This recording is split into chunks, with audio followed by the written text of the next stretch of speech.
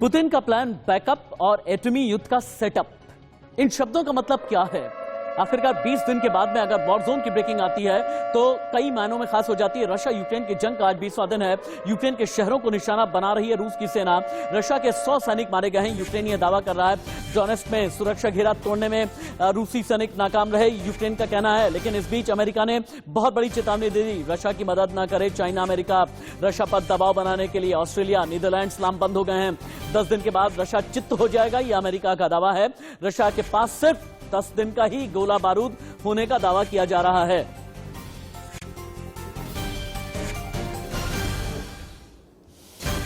लेकिन इस बीच रशिया के एक फौजी का बयान आपको हम सुनाते हैं। यह फौजी घायल है, इसने युद्ध लड़ा है, लेकिन यह रशिया के खिलाफ चला गया है। चौंक गए ना आप? इसलिए खिलाफ चला गया है क्योंकि उसे यह लगता है अपनी मां से बात कर रहा है वो, यानी मां के लिए एक संदेश रिलीज कर रहा है वीडियो के जरिए, और यह कह रहा है रशिया की बातों पर विश्वास न करना। रशिया कई अपराध कर चुका है, मुझे मेरी मौत डिक्लेयर कर चुका है, लेकिन मां मैं जिंदा हूं। यूक्रेन के लोग मुझे मार सकते थे, उन्होंने बचा लिया। मेरी मौत हुई तो केवल रशिया की तरफ से होने वाले हवाई हमलों से होगी, और रशिया ने बहुत बड़ा अपराध किया है। यूक्रेन में फंसा एक रशिया का सैनिक है, क्यों अपनी मां से कह रहा है जिंदा हूं मैं? सुनिए। Это видео, это уже отдельно я своей матери хочу сказать.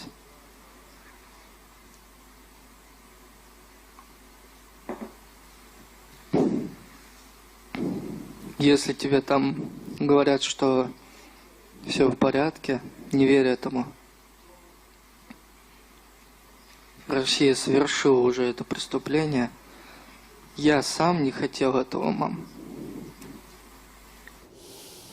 लेकिन इस बीच वॉर जोन सायरन फिर से बच चुका है। कीव में रशिया ने मिसाइल अटैक और भी तेज कर दिए हैं। हमले में तबाह हो गई है 9 मंजिला इमारत, 2 की मौत हुई है, 63 लोगों का रेस्क्यू अभी भी जारी है। रशिया यूक्रेन जंग में अब तक 636 लोगों की मौत हो गई है, ये कहना यूएन यानी संयुक्त राष्ट्र का। रशिया यूक्रेन जंग में 1125 घायल हैं। 24 फरवरी से 13 मार्च तक यूक्रेन में 636 लोग मारे गए हैं, ये संयुक्त राष्ट्र का डेटा बताता है।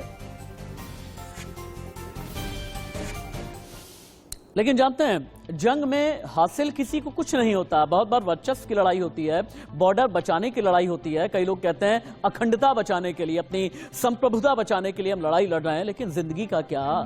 उस जिंदगी का क्या जो रोद रो रही है, जो बिलख रही है, चीख रही है, पुकार रही है, और एक छोटी सी मासूम बच्ची है, शायद बमुश्किल शायद 8 महीने 9 महीने या शायद 1 साल की बच्ची होगी। जब ये वीडियो मैंने देखा, मेरी टीम ने देखा, तो हमारा कलेजा कांप गया। इस बच्ची को ये नहीं पता माँ कहाँ है, पापा कहाँ है। ये बच्ची अपनी बात कहना इतनी मासूम सी है कि अपनी बात कह भी नहीं सकती है। लेकिन ये बच्ची जब यूक्रेन के बाकी लोगों को मिली तो फिर उन लोगों ने क्या गुहार लगाई है कि माँ बाप मिल तो जाए इनके। रशिया यूक्रेन की लड़ाई में कहीं जख्मी हो गए हैं, कहाँ हैं पता नहीं।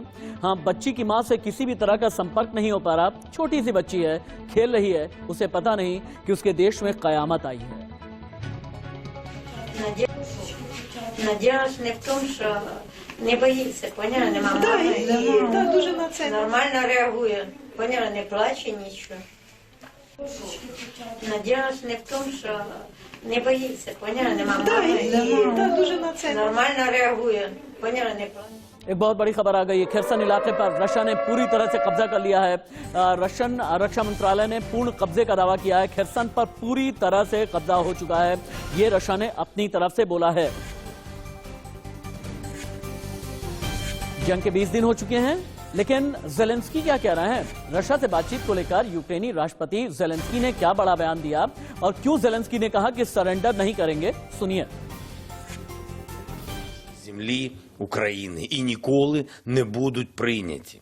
Впродовж ночі і сьогодні постійно говоримо з партнерами про цю ситуацію з нашим міським головою.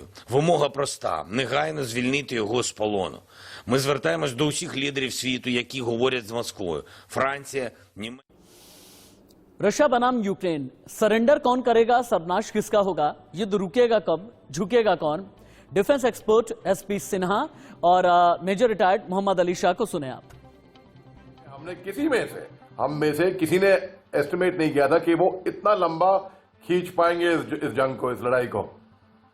भाई मगर देखिए अल्टीमेट, और यूक्रेन के लोग सब उनके सपोर्ट में हैं, जाने जा रही हैं, लोग शहीद हो रहे हैं, लोग मर रहे हैं, बच्चे, सिविलियंस, लेकिन फिर भी उन्होंने लड़ने की भावना अपनी छोड़ी नहीं है। और यूक्रेन लगातार कह रहा है नेटो को कि नो फ्लाई जोन घोषित करिए आप, और नेटो कह रही है नहीं। भाई क्या पता कि व्लादिमीर ज़ेलेंस्की जो राष्ट्रपति हैं यूक्रेन के, वो सक्सेसफुल हो जाए नेटो को मनवाने के लिए। पूरी तरह से ना ये काबिलियतहीनता का ये का प्रदर्शन है कि आपको कुछ ज्ञान नहीं है। और मेरा ख्याल है कि देखो, हर एक चीज़ के लिए आपको अनुभव लेना पड़ता है। एक कॉमेडियन, मेरा ख्याल है ये साबित हो रहा है कि कॉमेडियन राष्ट्र को लीड नहीं कर सकता है। अब आते हैं रूस के परिप्रेक्ष्य में। रूस की क्या सोच रही है? रूस देख रहा है, और मिस्टर पुतिन ने बहुत सही माने में उसका आकलन किया कि आप खतरा मेरे द्वार पे ला रहे हैं। नाटो यदि यूक्रेन पूरी तरह से गिरफ्त में आ जाएगा अमेरिका नाटो के, जो कि धीरे धीरे वो ईस्टवर्ड एक्सपेंशन कर रहे थे, तो वो तो रूस के लिए बहुत बड़ा खतरा है।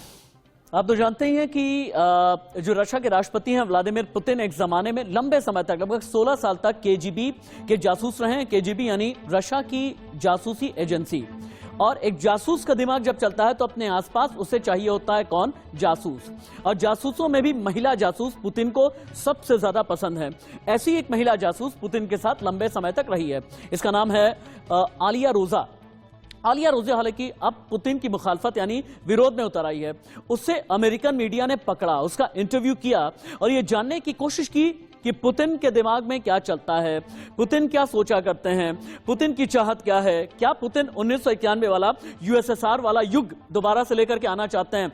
आलिया रोजा, पुतिन की पूर्व जासूस, सुने एक बार आप। Russia will invade Ukraine. Not political question, just a general question.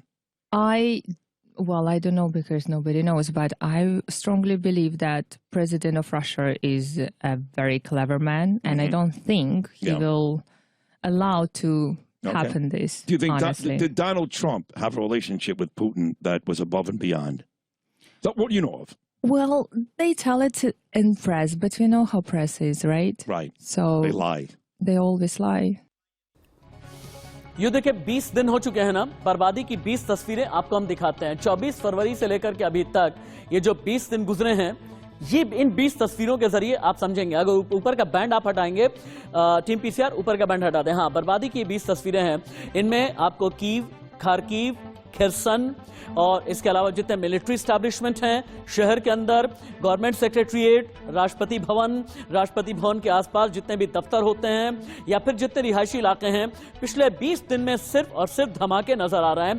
Tank सड़क पर नजर आ जाएंगे, मिसाइल दिन रात अटैक कर रहे हैं, लोग चीख रहे हैं, पुकार रहे हैं। इन तस्वीरों में कहीं पर पलायन है, कहीं पर मजबूरी है और कहीं पर लाचारी है। अब आपको धमाके की 15 तस्वीरें दिखाते हैं।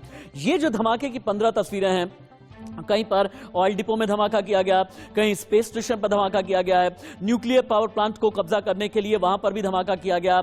इसके अलावा सड़क से लेकर के संसद तक या संसद से लेकर के बाकी जितने भी रिहायशी इलाके हैं, यानी घर, इमारत, ऑफिस, जहां तक भी अगर टारगेट हो रहा है।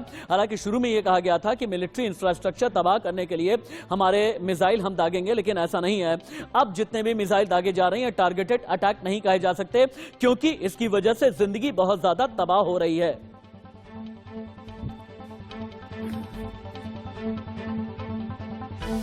ये धमाके की अलग अलग तस्वीरें आपने देखी हैं। अब ठीक मेरे पीछे की ये जो दीवार आपको नजर आ रही है, यहां पर कुछ और भी तस्वीरें हम आपको दिखाते हैं। मैं इधर थोड़ा सा हट जाता हूं। रशियन सैनिकों ने यूक्रेन के तट पर किस तरह से कब्जा किया है। यूक्रेन के तट पर कब्जा करने का मतलब यह है कि कोस्टल एरिया से किसी भी तरह का रेजिस्टेंस नहीं आएगा। ये तस्वीरें साफ तौर पर बता रही हैं। विमान से कैसे मिसाइल अटैक किया गया है और ये तस्वीरें, इसका जो फ्रेम ऐसे हिलता सा नजर आ रहा है, जिसने भी तस्वीर को कैमरे में कैद किया है वो भी डर गया है।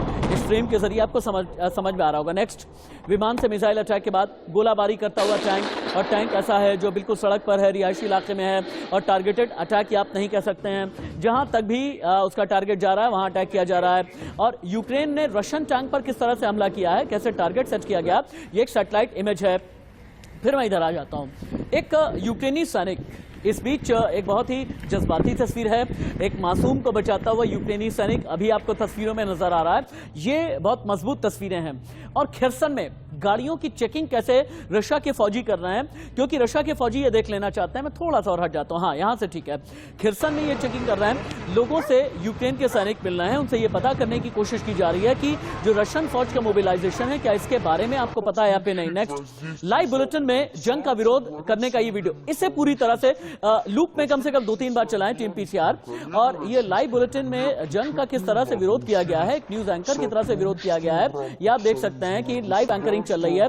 पीछे इसकी साथी एंकर नो वॉर करते हुए एक पैम्फलेट लेकर के आती है। बहुत ही इंटरेस्टिंग तस्वीरें हैं, अगर आप देखेंगे। इसे लूप में फिर से चलाएं। हाँ, लाइव बुलेटिन में जंग का विरोध किया जा रहा है। हालांकि हमने इसे स्लो मोशन किया है, लेकिन यहाँ पर एक एंकर एंकरिंग कर रही है। यहां से आप देखिएगा, मेरे दाईं तरफ से यहां से पैम्फलेट लिए हुए और एक कागज लिए हुए, जहां पर रशिया का विरोध किया गया है, जहां पर जंग का विरोध किया जा रहा है। एक दूसरी कोलीग आती है। हालांकि लाइव बुलेटिन में इस एंकर को पता नहीं चल पा रहा है कि कैसे जंग का विरोध करते हुए कोई और भी साथी, न्यूज रूम का कोई साथी पीछे की तरफ स्टूडियो में आ रहा है। Next team PCR next. हाँ, ये क्रामाटोर्स्क इलाका है, रात में बमबारी हुई है, इसी वजह से थोड़ी काली तस्वीरें आ रही हैं। पीसीआर नेक्स्ट कर सकते हैं आप यहां से। क्रामाटोर्स्क के अलावा बाकी खिरसन का इलाका की लीव, हर जगह की तस्वीरें आपको हम दिखाते रहेंगे। ये तो यूक्रेन और रशिया के बीच जो कुछ भी चल रहा है, इसकी हम खबर आपको दिखा रहे हैं।